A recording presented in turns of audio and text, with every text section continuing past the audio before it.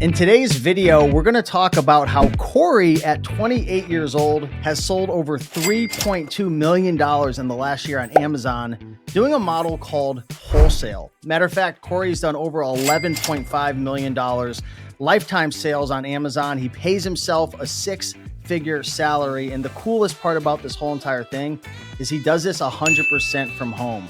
He has virtual assistants that helps him, and he doesn't have any physical employees, at least not that I know of. We're going to share Corey's story today. We're going to talk about his journey, and we're going to share how you can do this for yourself. So what's going on, Corey? Welcome to the Rake and Profit channel. What's going on, man? Not much, Steve. Thank you so much for having me, man. I'm looking forward to chopping it up. I told you a couple of weeks ago that you first came on my radar. This was years ago when you were doing your almost like your East Coast retail arbitrage trips, right? You were going to stores, sourcing products, setting up the printer in the hotel room, getting the stuff shipped out and going from there. So you've been on my radar for a long time, and I feel like this has come full circle. So thank you so much for having me. Absolutely. I'm so excited. Honestly, I'm selfishly excited to talk to you because I'm not sure how much you know about my journey, but I've grown my online arbitrage business to almost $700,000 in the last year. And I really want to take it to seven figures and beyond in 2024. And one of the ways that I plan on doing that is by adding wholesale to the mix. Now, I know you have a wholesale challenge that's going to be coming up soon for folks who want to learn about wholesale, and we'll talk about that later on. But you're doing this, man. You're living this life. So tell me about how you've built a $3 million plus Amazon business and how you're paying yourself a six-figure salary, and talk about a little bit about like, what's your story, man? What's your background? How did you get into wholesale on Amazon? Yeah, so I will give you the whole story A to Z. And if I get a little long-winded, feel free to cut in because this is a story I'm proud of. And it's one that I think a lot of people can relate to as well. So I started selling on Amazon in May of 2017. So I graduated from college on, I think, May 20th, 2017. And on May 21st, I started going to every thrift store in my town, right? I'm from Greensboro, North Carolina, which is not like a small town, but it's not New York City, right? But we have a good amount of thrift stores in the area. So started going around to every thrift store. I was watching Resells YouTube videos like all day. Like I became obsessed, right? So I was going to thrift stores. I was scanning all the used books. I was finding books for 50 cents, $1, $2, and then flipping them on Amazon for 20, 50. And some of these textbooks, as you know, can fetch up to $100 or more on Amazon. So that is what really got my feet wet with selling on Amazon. And 2 months later, so 2 months after I started my Amazon journey, I had accepted a full-time job working with a big corporate tech company, but I had to move out to Chicago in order to take the job. And so when I got to Chicago, I didn't have a car. I didn't really have any way of getting around, hitting these thrift stores and continuing to source books. But I love the idea of selling on Amazon. So I'm like, all right, how do I continue doing this and maybe pivot my model a little bit to be able to do this from home and to be able to do this without having to go to thrift stores? And that's when I found online arbitrage, which I know you're an expert in. I know a lot of people that are doing huge numbers, huge profits with online arbitrage. And this is around the time that tactical arbitrage came on the scene. So some of you watching this video, you might be familiar with TA. It was very new at the time, and it was a great tool for finding online arbitrage products. And so fast forward about a year and a half to January 9th, 2019 is when we officially opened the doors of our wholesale business. So towards the end of 2018, I was kind of getting, I don't know if bored is the right word, but I just really wasn't finding, for whatever reason, as much success with online arbitrage as I thought I should have at that point. So I stumbled upon a video by Watch Me Amazon, who's Larry Labarsky, and the video just clicked. Like he broke down the numbers behind wholesale, and it made a whole lot of sense to me. And it went something like this. It's like, if you start with, let's say, $5,000 in inventory for wholesale and you spend it on profitable inventory, it's going to come back to you as, let's say, $6,000, right? Then you turn around and you deploy that $6,000 on profitable inventory, and it comes back to you as, let's say, $7,200, right? And so I could very clearly see that snowball potential, right? That compounding potential that wholesale had to offer, and couple that with the fact that I have a sales background. I know how to talk to people. I know how to build relationships. And that is what wholesale is all about. So I hit the ground running with wholesale in January of 2019. I guess, 6 days from now, it will be my 5-year wholesale anniversary. And I really haven't looked back since. So I think I've got a lot of experience to share with your audience, and hopefully they'll get a lot of tactical insight out of this conversation today. Yeah, absolutely. And I'm curious. So you started it in 2019, and we're going on 4 years. Can you break down what were your numbers like 2019, 2020, 21, 22, 23? Like, obviously, to the best of your memory, because I'm curious how that trajectory ended up going for you. Yeah, so I remember the numbers crystal clear. So year one was 292K in revenue. Year two was 990K, and I remember that year two in particular because I was hell bent on hitting a million in revenue that year. And 900, like I was literally one, if there was one more day in the year, I would have hit it. And I remember I was like super depressed over it, but I'm like, think about it. Like we literally tripled from the year before. If anything, that's something to be proud of. So year three, I think we ended up doing 3.1 million in revenue. And then year four, 4.3 million, which was 2022. And then in 2023, we didn't do quite as much revenue. We did, I think, 3.2 million in revenue in 2023. But it's because we shifted our focus to profits, right? I got caught up in the trap of chasing revenue in 2022, buying some products just to inflate those revenue numbers, not necessarily focus on profitability. So once we started to shift our focus back to profitability, things got a lot better. And then now we're in 2024. We'll more than likely do somewhere in the 3 to 4 million neighborhood this year in revenue. Yeah, I could totally relate to what you did. I actually did a similar thing in my business where I actually cut down the volume of items that I was selling by like 30% and raised my average selling price because I realized I could actually make just as much money if I kind of tailored what I was going after. Yep. And as you know, the more products you deal with, the more issues, stranded inventory, So many shipments. headaches. Yeah, a lot of headaches. So let's break down, Corey, for those new to the concept of wholesale. Can you explain exactly what is Amazon wholesale and how does it work, like from a beginner standpoint? Yeah, so one of the reasons that I love wholesale is because it's very similar to the business models that people watching this video are probably already practicing, right? It's very similar to retail arbitrage, it's very similar to online arbitrage, but instead of in those models buying your inventory from another retailer like a Target or a Walmart or a Dick's Sporting Goods, same concept, but instead of buying from those retailers, we're buying either directly from the manufacturer, so sometimes buying directly from the brand, or we're buying through an authorized distributor, right? And the key difference here is that with online arbitrage or retail arbitrage, it's a very transactional relationship, right? It's not like you have a relationship with somebody at Walmart where you can get better deals or get better terms or get better pricing. You're kind of at the mercy of what sales are going on, what discounts you can get on, gift cards, coupons, that type of thing. But in the wholesale scenario, it's almost like your relationships get better over time. So you put in a lot of upfront effort to get these accounts open, to build rapport with your sales reps. But as you get a few years down the line, it actually becomes easier because you have that relationship built. You're able to get better discounts. You're able to get better payment terms. Your relationships compound over time with wholesale, whereas with arbitrage, you're always looking for that next deal. So essentially, you're building a relationship with either the brand owner or an authorized distributor, and you're essentially placing orders. So, hey, I want to get 100 of these. I want to get 200 of these. And it's again similar to, I guess, one-offs, but you have to buy more and you're kind of like predicting the future based on historical data and sales and whatnot. Yeah, exactly. And another great thing about wholesale is that a lot of the products that we're buying are replenishable, right? So we're placing test orders just like we would be doing in an online arbitrage context. But the difference is when we place a test order on the wholesale side, once they start selling and once they see, hey, these are profitable, let's get more. I can get more with a text message to my sales rep, right? Like no exaggeration, routinely will spend 10, 20, 30, $50,000 with a single text message. Like last week with one of our electronics distributors, $38,500 purchase order from a WhatsApp message for these Google Nest products that are going to get us about a 12% gross margin with a sales rank under 1,000 in electronics. And again, it's because I had that relationship with that supplier that I've been working with for months at this point. Interesting.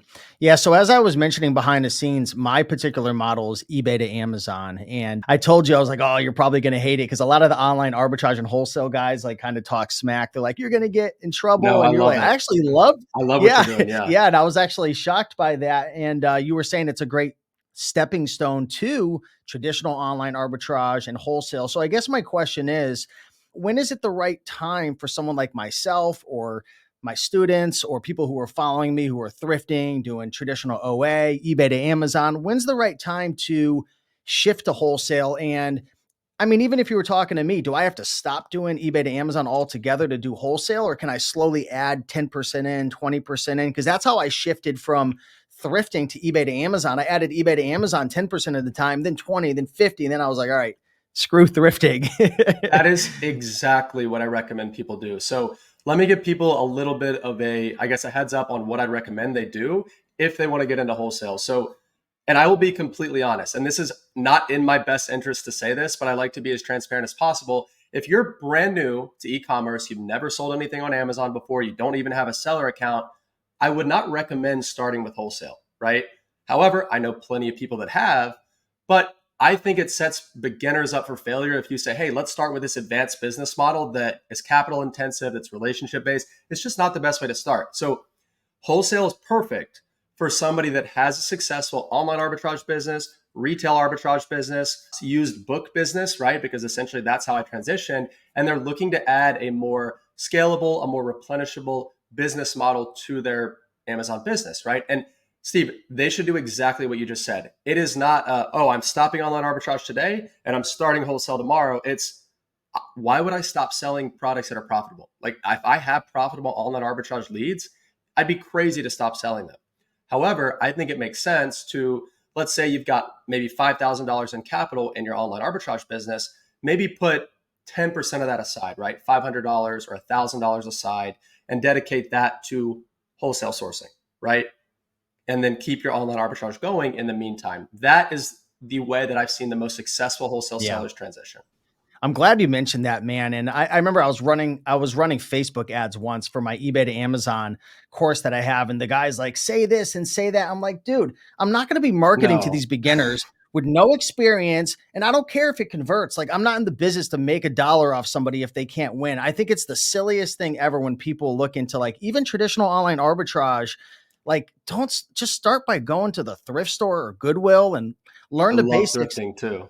Yeah, man. And I've been reselling for years. I thought I was a hotshot. Like I literally thought when I got into eBay to Amazon and OA, I was like, oh, I'm going to just crush this. I actually struggled severely in the beginning because there's a lot of different nuances to analyzing a book that you're going to pay $1 for versus online arbitrage. So I really do think, like you said, slow and steady. Start at the thrift store. Like you said, you love Goodwill and all in thrifting and stuff. Start there and then bookstores and then retail arbitrage and then OA. So yeah, I'm glad you brought that up. So I'm curious, Corey, what strategies would you recommend employing, for a beginner, someone like myself who wanted to start landing some wholesale deals? I know you talked about brands and then distributors. Like, what's the best way to kind of outreach and make a connection? And, because it seems like there's so many different ways. There's distributor lists and you hear amazing stories from people. And then you hear about people getting burned with distributor lists. Yep. So what's the deal with that for a beginner? So my advice to you, Steve, is to someone that you have a successful online arbitrage business, right? So the advice that I'm about to give assumes that you're in the game, right? You're doing retail arbitrage or you're doing online arbitrage, because the strategies for someone who's in your position, it's actually a lot easier for someone like you to add a wholesale component to your business than you probably realize. And I think that the industry has done a really bad job of educating sellers on making that transition. They make it look like, oh, it's super difficult to transition. You're going to have hundreds of thousands of dollars and you've got to take my course to learn how. No, that's not the case, right? What I'm about to tell you, somebody could watch this video, take what I'm about to tell you, and then open wholesale accounts today. So if you're already doing online arbitrage or retail arbitrage, you already have a portfolio of brands that you're making money on, that are selling well, that right? So let's not reinvent the wheel. Let's start sourcing those same brands, but sourcing them from a wholesale supplier. So what I tell people like you, Steve, is, all right, take your portfolio of brands and separate them into two piles, right? Pile one is your big brand names. Think of things like, your Procter and Gamble, your Nestle, your General Mills, those types of products. And then bucket two are your smaller to maybe mid-size, more niche brands, right? And I put anything into that category that I would have to Google the name to know what it was, right? That nobody off the street's just going to know what it was. So starting with your big brands, you're going to call up the manufacturer, but you're not going to ask for a wholesale account, right? That's what most people would do. And the reason you're not going to ask these huge brands for a wholesale account is they typically have minimums in the $1 million per month area, right? Like to get a direct account with Procter and Gamble, I don't know the exact numbers, but I think at one point you had to buy like a full truckload per week and you couldn't even choose what it was. Like they were just like, yeah, we're going to send you a truckload a week and you got to buy it, right? So it's not necessarily feasible to get a direct wholesale account with these huge brands. So when you call them up, you say, hey, my name's Corey Ganem. I operate a retail business. I'm based here out of Charlotte, North Carolina. Would you mind putting me in contact with an authorized distributor that services my area, right? So they're probably expecting you to ask for a wholesale account, but you're saying, no, can you just connect me with one of your distributors, right? And now I'd be lying if I said every time they're going to say, oh yeah, call these people. But probably 40, 50% of the time, they're going to say, oh, sure. We have distributor X, Y, and Z that all service Charlotte, reach out to them. And to take it a step further, you ask the person you're speaking to, say, hey, would you mind making an introduction to your sales rep at that distributor for me? A lot of times they're going to be willing to do that. So I've had big manufacturers, reps at big manufacturers, send an email to their distributor, CC me on the email and say, hey, this is Corey. He's located in Charlotte. He's looking to buy our products. I told him you service his area. I'll let you guys take it from here. So the chances of you landing the account with that distributor are close to 100% because you just got walked in the door by one of the biggest manufacturers in the country. And to add to that, Steve, not only is that distributor going to carry that brand that you originally contacted, that distributor is going to carry a lot of other brands, many of which are probably going to be profitable as well. Does that make sense? Yeah, it makes absolute sense. And I wanted to ask you a question that pertains to that. In your business, and you could talk about, I know you help and coach a lot of people as well. Are most people sourcing their deals from a distributor or directly with the brand? Because I'll just share my personal preference. I've attempted wholesale in the past, and there was one thing I didn't like. I didn't like having to talk to brands and like trying to fix their listings and run ads for them and PPC. And I quit before because I didn't want to do that. Like, I just want my money to work for me. I don't want to sit there and be an Amazon Because expert and it's fix your marketing. You have to be like a listing. marketing expert to take that approach, really. Yeah, like I'm good at marketing with like internet marketing, but Amazon marketing is a whole completely Completely different different. game. And I was like spending my whole day like trying to fix their problems. And I think it's a great way to get exclusives. And I think there's huge opportunities, but I don't really want to do that. And I think a lot of my students and viewers probably don't want to do that either. Are we going down the wrong lane, or is there an opportunity to not do that? So there's definitely an opportunity to not do that. There's really a couple of different directions you could take it. So again, I'm going to be speaking to more of a wholesale beginner in this scenario.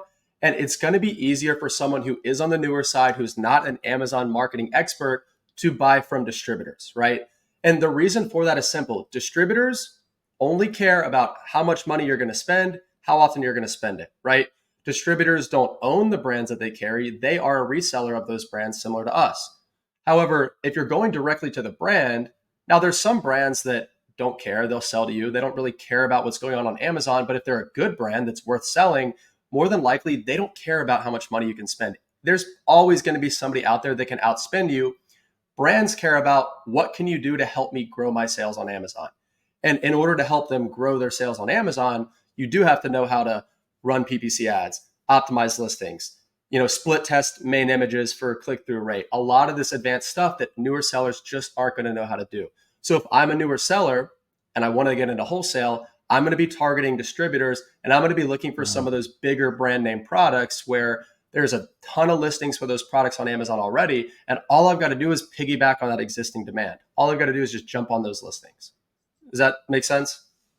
Yeah, that makes a lot of sense, man. And that's exciting to know because that's really what I feel like I would want to do and what a lot of folks would do. So do essentially like new people, they kind of start with distributors and then they slowly but surely like work their way into the business and they learn more and they learn how to optimize. And then they kind of take the next step to have, more professional conversations with brands and to serve them more. And is that how, a wholesaler typically ascends into the business? So some people take that approach, but I know a ton of sellers, and I'm talking like multi-million dollar per year sellers, some of them even 8 figures per year, that only buy from distributors. Like it is fully possible to scale just reselling other brands.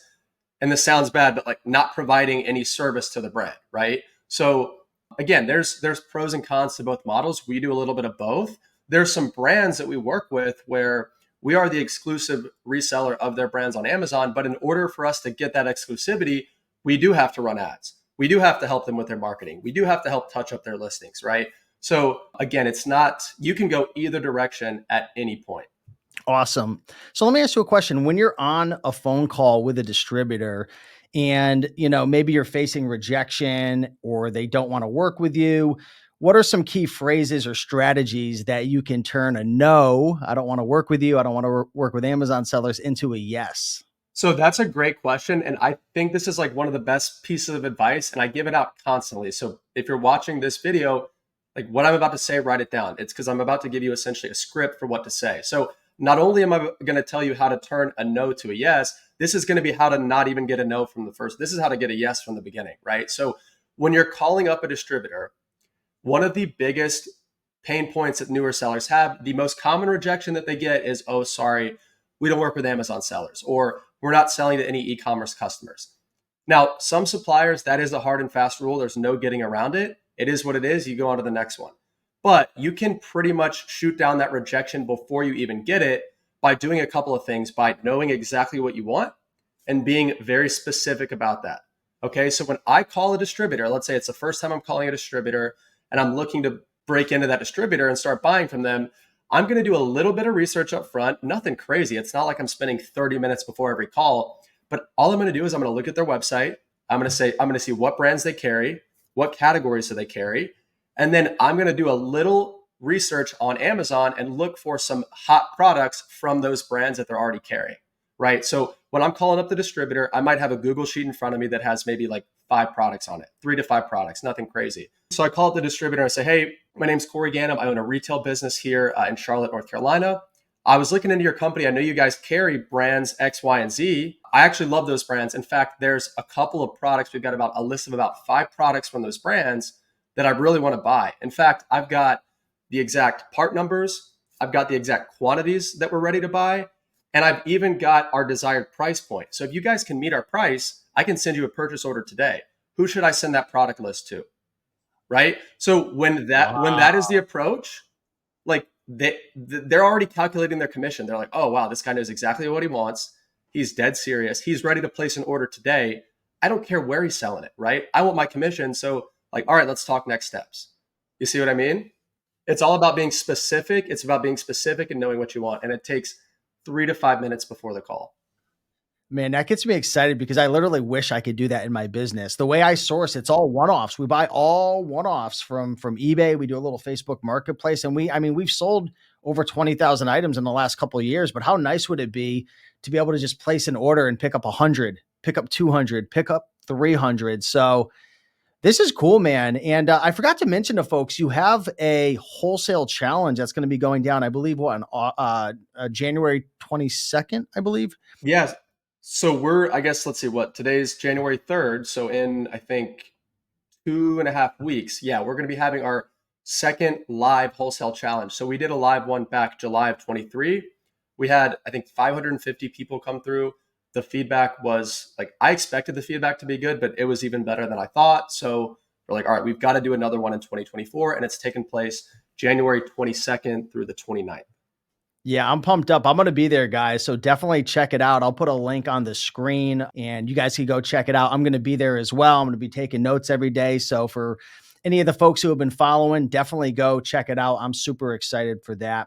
Now, talking more about distributors and whatnot, I'm curious, how frequently do you like reach out to distributors to be able to maintain a relationship? How often are you typically like reordering products and staying in contact with distributors? Yeah, so that's a good question. So as far as maybe new distributors that we're reaching out to for the first time, so in our business, we've got our core set of, let's say, 4, 6, 10 suppliers that we've been working with for a long time. So we don't even really do a whole lot of new outreach, right? At this point in our business, we're trying to go deeper with the ones that we've been working with for 1, 2, 3, 4 years, right? So that really just involves, me getting on the phone with our sales rep every week, every couple of weeks or so, and honestly, just trying to maintain that relationship. Sometimes it's a 15-minute phone call talking about how their family's doing, asking about the kids' soccer game. And sometimes it's just a WhatsApp message saying, hey man, hope you're doing well. We're going to have you an order here in the next week or so, just checking it, right? And then also other things like, for example, every Christmas, and we just did this a couple of weeks ago, we sent these cookie baskets to all of our sales reps at all of our suppliers. And every single one of them sent me a text or an email saying, thank you so much. Our customers don't normally do this. It's really like, once you have done a lot of the upfront legwork, the maintenance part is easy, but it's that front end work that I think, unfortunately, is where a lot of people quit. That, is really the hard part in wholesale. So when you say distributors, I always think of like a distributor as like, I don't know, someone who isn't a brand. Are Yeah. these like brands you're working with, or are they actual like distributor companies that are like not associated with the brand? So both. So we buy directly, like we work directly with a couple of brands that we are authorized resellers for. A couple of we are exclusive with, but we also do a lot of work with distributors. Like you said, they're not tied to a specific brand. They don't own any specific brands. They might carry 100, 200, 300 different brands that they distribute, if that makes sense. Yeah, absolutely. I'm curious, what percentage of your distributors that you've locked down and they've become lucrative deals, were you able to land because of a phone conversation, during cold outreach and whatnot versus emailing? So another good question. So my personal strategy, now some people have differing opinions on this. This is just how I like to operate. I always like to send an email first, right? Because it's more scalable. I can do, I can bang a bunch out in a given time. So I like to send an email first, and then I like to follow up with a phone call, right? So let's say I'm reaching out to a distributor saying, using that template that I said earlier, being specific, telling them exactly what we want. But I've got to remember that these distributors are getting a lot of emails like this every week.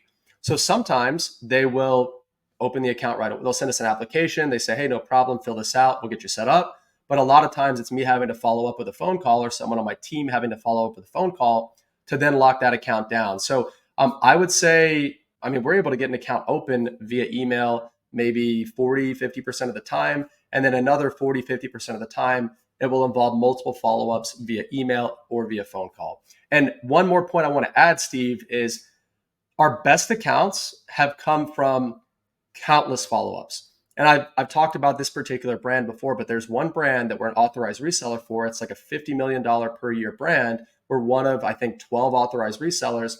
I had to follow up for 3.5 years to land that account. Not only did I have to follow up for 3.5 years to land the account, I had to follow up for 3.5 years just for the ability to pitch for one authorized spot. You see what I mean? So my rule of thumb typically is, if you land an account on the first touch or the first email or the first call, yeah, it might be profitable, but more than likely everybody has access, right? So it's not going to be as lucrative. The best accounts come from months of follow-up, and the very best accounts come from years of follow-up.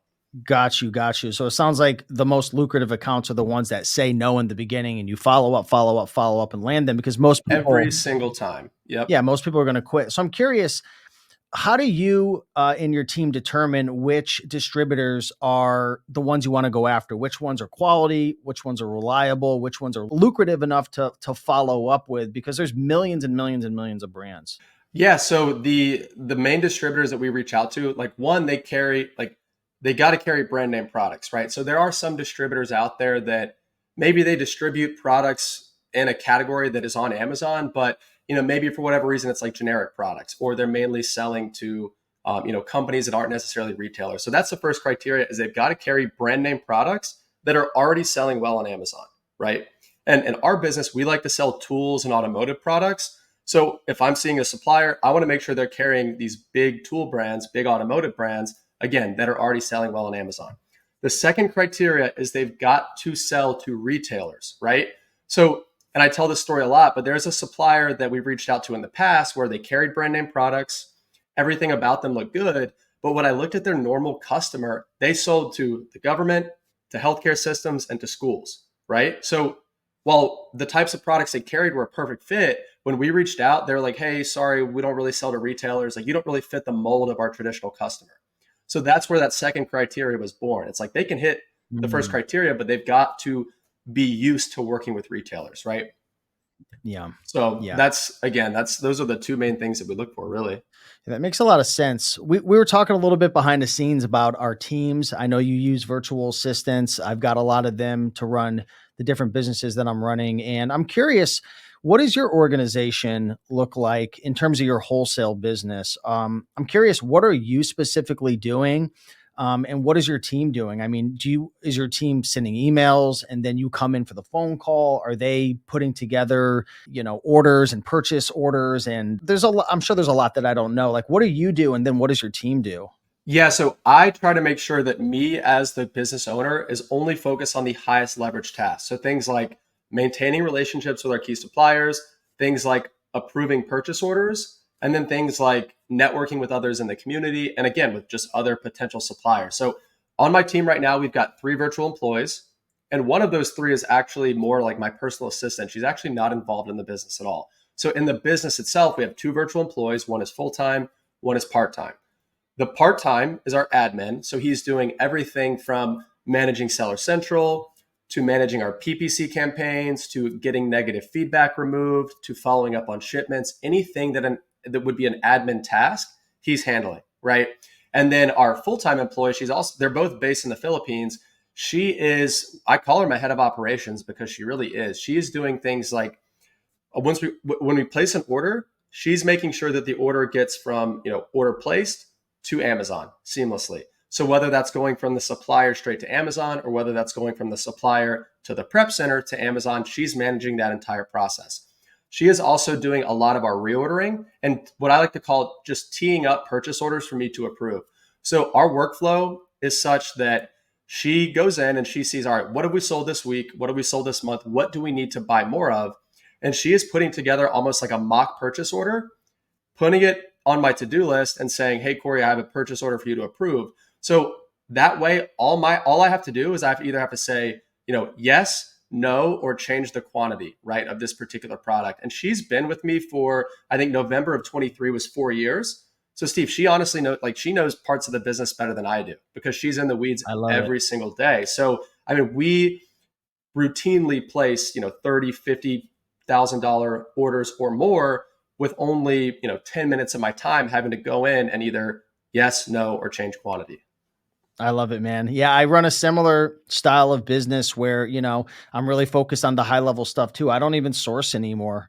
Me neither. 99% of the time, I don't even, my situation's different because we're buying, one-off items. So we don't have $30,000 purchase orders. We have $80 item, a $70 item. I mean, we spend a couple $1,000s a day. Obviously it's less risk where if I was in your shoes, I'd want to, I'd want to approve a purchase order, but Right. that really inspires me because for me personally, Corey, like I'm at the point now where I don't want to be in the business doing every little tiny task. Me So neither. anything I do now, I tell myself I'm never ever getting into another business where it 100% has to rely on me. Right. So sounds like you've got a pretty cool system, man. Are you going to share a lot of this in your challenge that's coming up on the 22nd?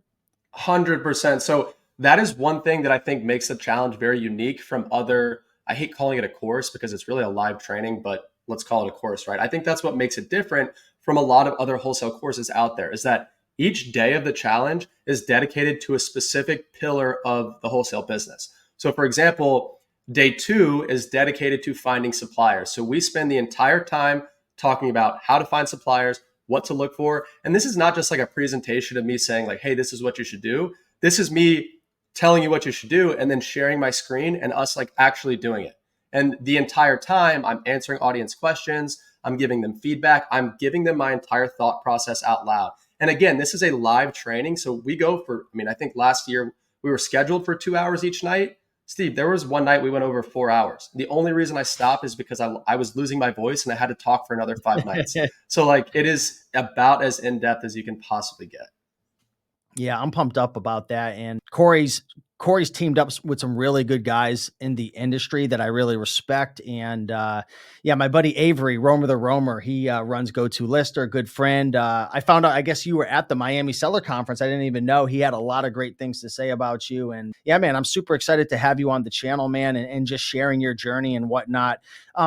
Is it okay if I kind of hit you over the head with like a round robin? I have like so Yeah. many questions, but I want to keep our time frame. We do actually have Corey and we have a webinar that we're going to be hosting, I believe, on January 17th. So I'm going to put a link down below for you guys to either join the challenge and get teed up right and Yep. prepared for that, or just sign up for our free webinar that's going to be going down the 17th. We're going to go into a lot more details, working with suppliers, finding distributors, working through deals, so on and so forth. But let me ask you, so we're going to do like a little round robin. what's the minimum amount of money someone needs to be able to start doing wholesale? I know it's such a crappy question, but like honestly, It's a good question. like No, it's a good what do they question. need? Yeah, because I mean, that is probably one of the most common questions I get. So I tell people, I'm like, listen, you need at least $5,000 in inventory capital, right? So if you're going to take the wholesale challenge, if you're going to consume any other sort of information, make sure that you've got an additional 5,000 on top of that with which to deploy into inventory.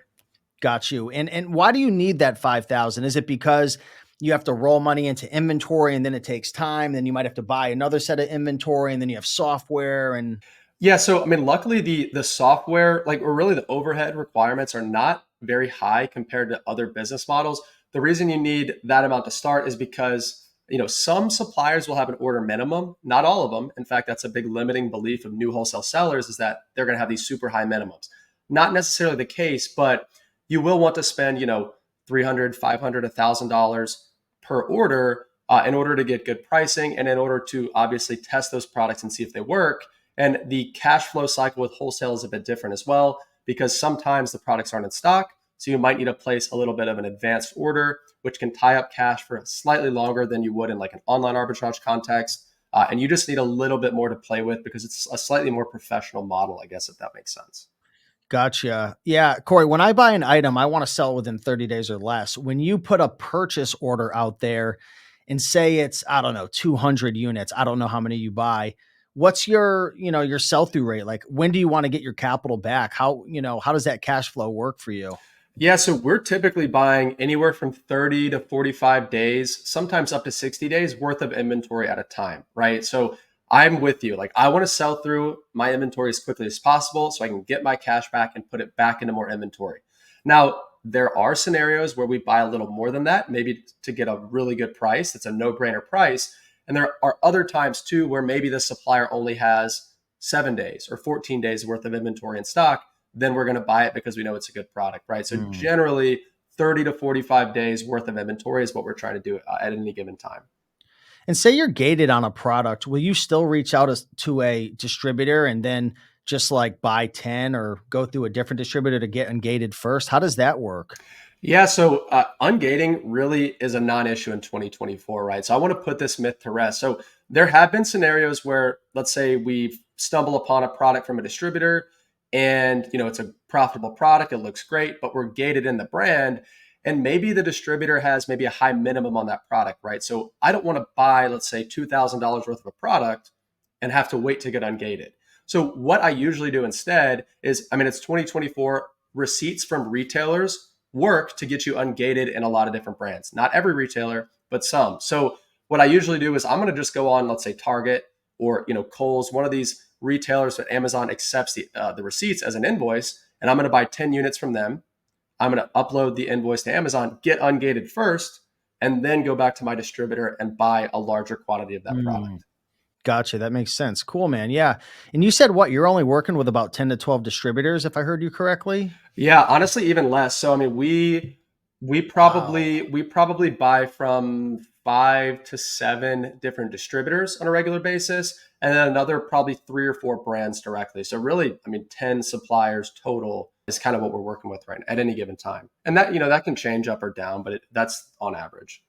I love that, man, because like I've had this whole limiting belief if I want to do wholesale just based on my like knowledge and training of like just going through some other courses and different programs. Like I had this idea in my head, Corey, that like I'd have to be always reaching out to new distributors and building new relationships. And to me, like I'm not trying to be that guy, but it just seems annoying to have to do that all the time. Whereas it sounds like, okay, you put in the hard work to learn how to do wholesale. You put in the hard work to build the relationship. It sounds like the hard work is like following up and then figuring out a way to differentiate yourself through adding value, so on and Yep. so forth.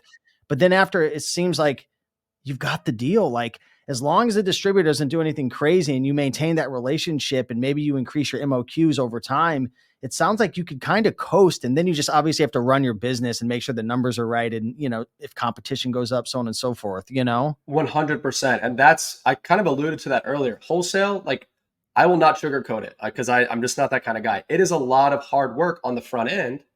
But once you put in that hard work on the front end, it becomes a little easier on the back end, right? So like, I'm not going to lie and say like, oh, you only have to reach out to a few distributors. You will have to go wide at first. Like you're probably going to reach out to 100, 200 different distributors, maybe even more, to find that small handful of 3, 4, 5 suppliers that are profitable, that you have a good relationship with. But once you find that small handful, like I said, I mean, we don't really reach out to new suppliers anymore. The only time we really look for new suppliers is I like to go to the ASD trade show in Vegas twice a year.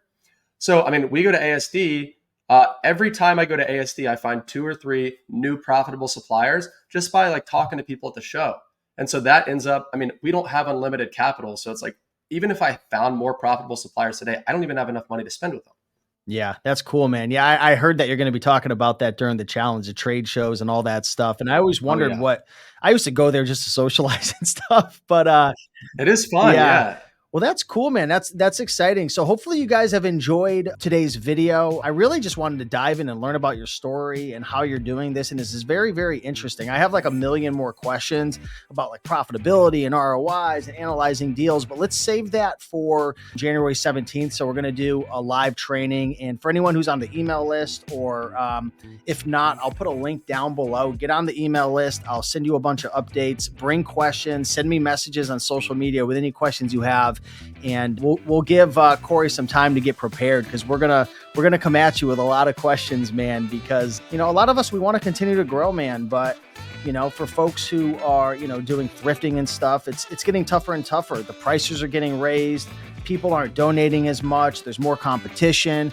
Of course, eBay to Amazon and traditional OA is amazing, but there's risks involved if you don't have invoices. And I'm getting ready to scale to over $1 million a year, and I'm like, man, am I pressing my luck? Like, really, a goal for me personally, and I'm curious for everyone watching, if you're doing like eBay to Amazon or Amazon to Amazon or thrifting, like what's your goal for 2024? I would love to add even just 20, 30% wholesale into the mix and still keep doing 70%. Because for me, eBay to Amazon, the margins are so insane and like the opportunity is just so nuts. I don't want to give that up, but it sounds like I could add wholesale to the side, to the mix, 20, 30%. So I'll see you on the challenge, man. I'm pumped up. I'll put some information down below, and I'm looking forward to having some more fun and chatting with you. Any final words you want to share to the folks listening? I know Corey's got his YouTube channel on the screen, but I'll link that up down below. Let's run up the numbers for Corey and get him some more YouTube subscribers. But anything else you want to share before we, chat with everyone on the 17th? I think you pretty much covered everything. The last thing I would add, guys, if you have any questions, whether they be related to the challenge or just about wholesale in general, DM me on Instagram. My Instagram is also the same as my YouTube, at Corey Ganem. I answer all my DMs. I will help you guys out with whatever questions you have, so hit me up. Heck yeah. Well, thank you so much, Corey, for coming on. Thanks for sharing your story and dropping a bunch of gold nuggets. You definitely got me inspired. I'm pumped up, man. I'm excited, and we'll be bringing some more content to everybody soon. Again, get on the email list, check out the challenge down below, and we'll see you guys in the next video. Appreciate you. Thank you, Steve. Thanks, Corey.